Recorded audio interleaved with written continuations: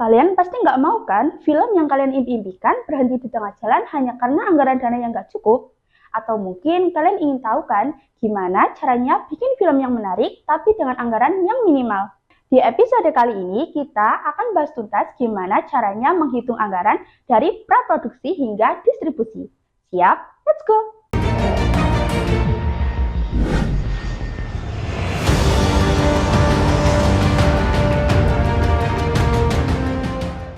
Hai, selamat datang di PMP Picture. Kalian mau belajar menghitung anggaran yang benar? Yuk kita bahas langkah-langkah cara menghitung anggaran yang benar buat kamu yang baru memulai di dunia film. Sebelum masuk ke detail, mari kita pahami dulu struktur perhitungan anggaran film pendek. Ada 3 tahap yang menjadi bagian penting dalam perhitungan anggaran film pendek, yaitu praproduksi, produksi, dan juga pasca produksi. Selain itu, jangan lupa biaya tambahan untuk kalian yang ingin membawa film kalian ke festival ataupun platform online. Mengapa penting untuk memecah anggaran per tahap? Karena setiap fase mempunyai tantangan dan kebutuhan anggaran yang berbeda-beda.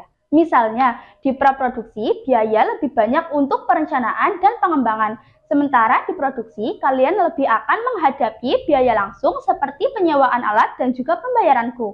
Baik, kita mulai dari yang pertama yaitu praproduksi. Nah, disinilah semua perencanaan akan dimulai.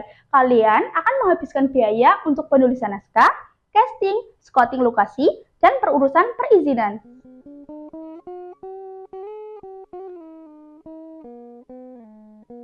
Untuk film pendek, mungkin biaya produksinya tidak akan sebesar film panjang, tetapi tetap harus direncanakan dengan baik ya.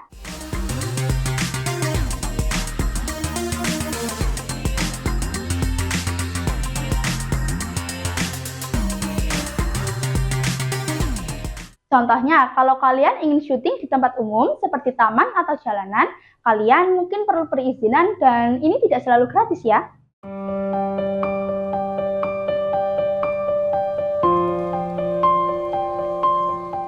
Proses casting juga perlu diperhitungkan ya, meskipun kalian memilih aktor lokal ataupun teman. Jangan lupa untuk menyiapkan anggaran untuk kompensasi mereka. Lanjut ke tahap kedua, yaitu produksi. Disinilah sebagian besar biaya akan dihabiskan dalam waktu ini.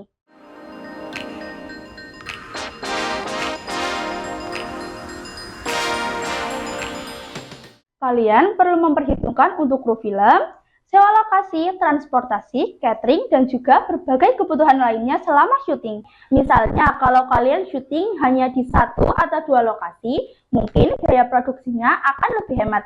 Tetapi, jika banyak tempat dan syutingnya di luar kota, biaya transportasi dan akomodasi mungkin bisa menambah anggaran produksi. Jangan lupakan juga makanan ya, karena kru dan aktor yang lapar pasti tidak akan bisa bekerja dengan baik. Jadi, jangan lupa sediakan anggaran khusus untuk catering. Satu hal penting dalam produksi adalah peralatan.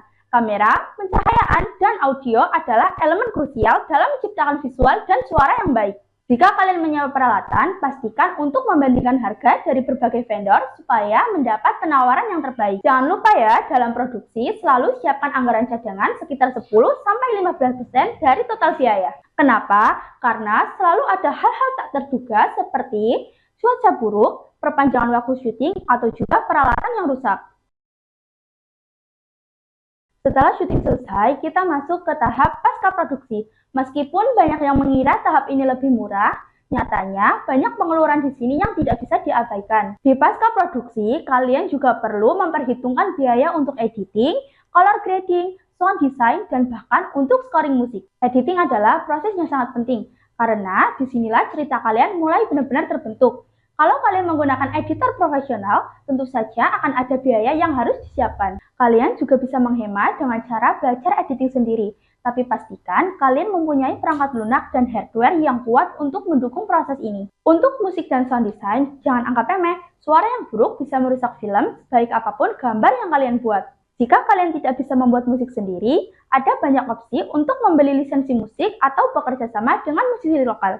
Jangan lupakan biaya untuk mixing audio supaya hasil akhir film terdengar profesional. Terakhir, ada satu aspek penting yang sering dilupakan, yaitu distribusi. Meskipun film kalian tidak dirilis di bioskop, kalian pasti ingin film kalian ditonton banyak orang kan? Distribusi adalah bagian penting buat kalian yang ingin mengirim file ke festival ataupun memasarkannya secara online. Festival film misalnya, seringkali memerlukan biaya pendaftaran.